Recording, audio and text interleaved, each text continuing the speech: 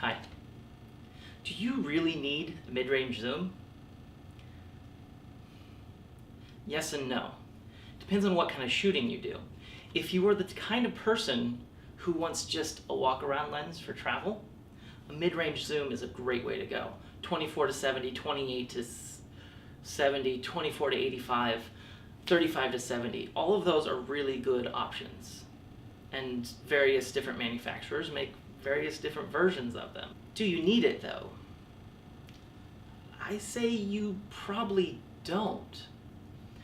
When you look at the options out there, for most everyday shooters, for a mid-range zoom, to get good quality that's going to work well in low light, say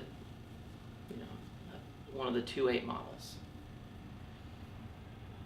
unless you get basically the Nikon 35 to 70 millimeter f2.8, you're looking at $1,000 or more, sometimes much more. Is that worth it for most people? I don't know.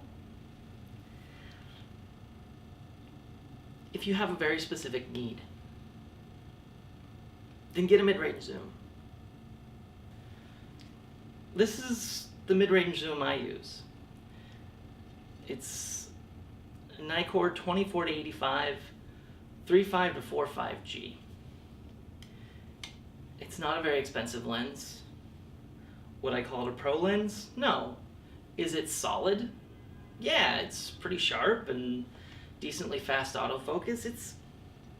It's functional. Is this what I want to use in low light situations where I really need to get the shot and have it be with the least noise possible? Depends. This happens to have VR, and in that situation, if there's not too much movement, I can drop my shutter speed a little bit by about 2 stops or so, and that'll help a lot. This is functional, and it's not very expensive. I'm having the personal dilemma right now of figuring out whether I want to get one of those 2.8 monsters. I don't want to. Most of the work I do doesn't justify it. The only ones I would get at this point are the 35 to 70 2.8, which is a push-pull zoom lens, or I would get the 28 to 70 2.8D lens. That lens has had some issues on a lot of the copies. It's not always perfect. It's a little dangerous to buy over eBay, where you get the best price for it. But it can be done, and it's $800, $900. You can get it in a really cool gray though, so you can look kind of like you have a Canon instead of a Nikon. So what's the alternative? Well, primes. Prime lenses are the alternative. 50 millimeter f1.8. Cheap. Couple $100. Few $100. You can get them used everywhere. Couple $100. Fast, low light, mid-range. This is just a manual version, but it's 35 millimeter, 2.5. Fast enough for most situations, as long as you're okay with manual focus. You can get the autofocus version of this for a few $100 also. If you have that, if you want to go wider, get a 24 or 20. Probably a 20 at this point. If you're getting a 35, get a 20. If you get a 50, get a 24. And then beyond that, if you're shooting certain things, have an 80-200 above that. You could do a 24, a 50, and an 80-200 and be completely covered. And you'll have faster lenses, They're easy to change out. It is really easy. People seem scared of changing lenses. It's not hard. Just practice. Push the button, turn the thing. It's done. Just be flexible. You don't have to have a mid-range zoom that's f2.8. This one, seriously, with the VR, if you're out wide, if you turn on the VR, you're out wide, there's not too much motion in the scene, or if it's not too fast of motion, if you can get it down to 1/150th of a second, at least. If you can get down to more, if it's even less, then that's fantastic. But this is fine. 3.5 to 4.5, it's all you really need in most situations. So for a kick-around lens, sure. If you want to spend a few $100, $500, $600 on a mid-range zoom, go for it. But the honest truth is, you can get a 24, maybe not a 24, an older 24 maybe, and a 50, or a 20 and a 35, a lot of times for cheaper than you can get a mid-range zoom. And then if you get the top end of the range covered, you're good for pretty much everything. A lot of people would prefer a mid-range zoom to the long zoom. I prefer having a long zoom because carrying multiple lenses of over 100 millimeters gets a little bit hairy. They're big, they're bulky, it starts to get a little bit nuts when the longer lenses are faster, when they have that larger maximum aperture.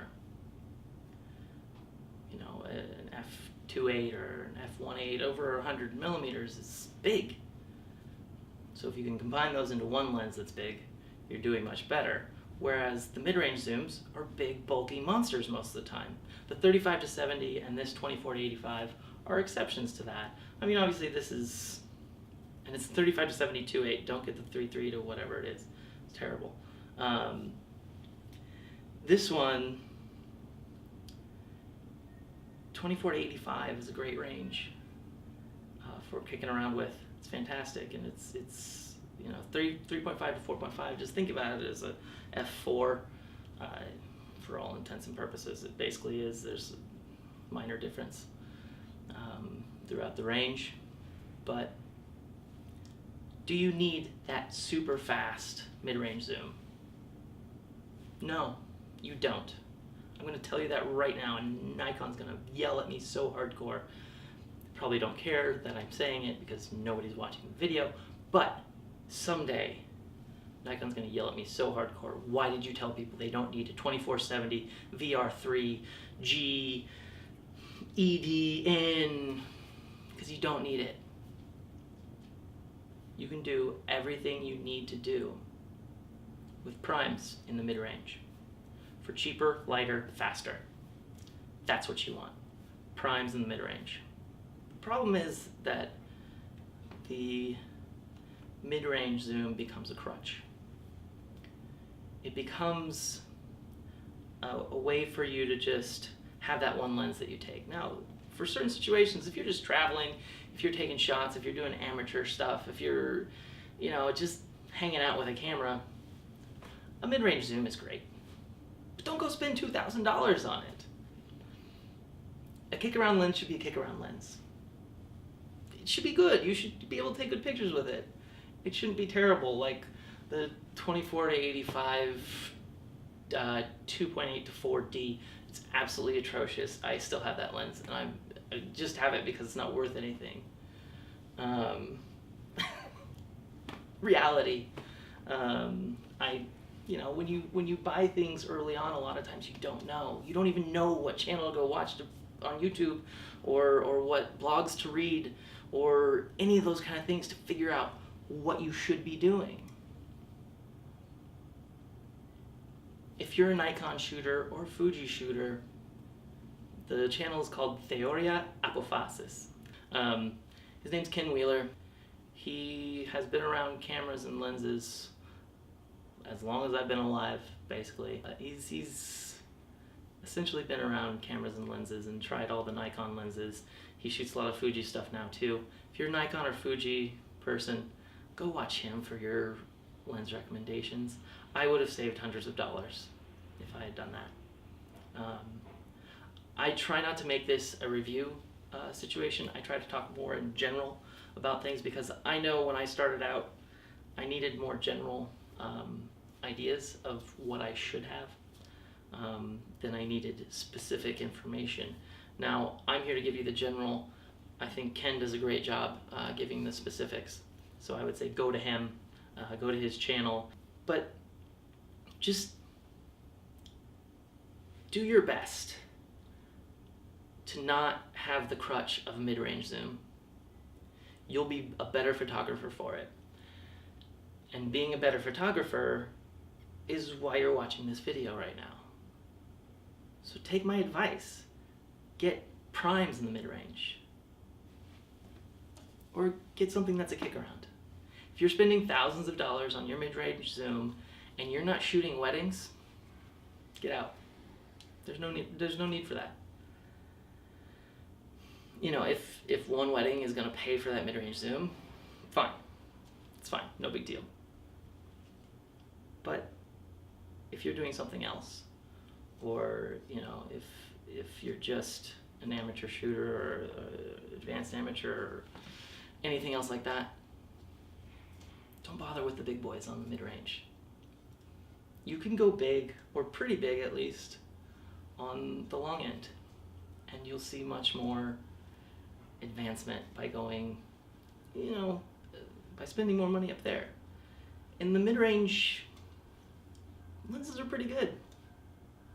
The simple lenses are pretty good. Don't make it too hard. Buy mid-range primes, not mid-range zooms.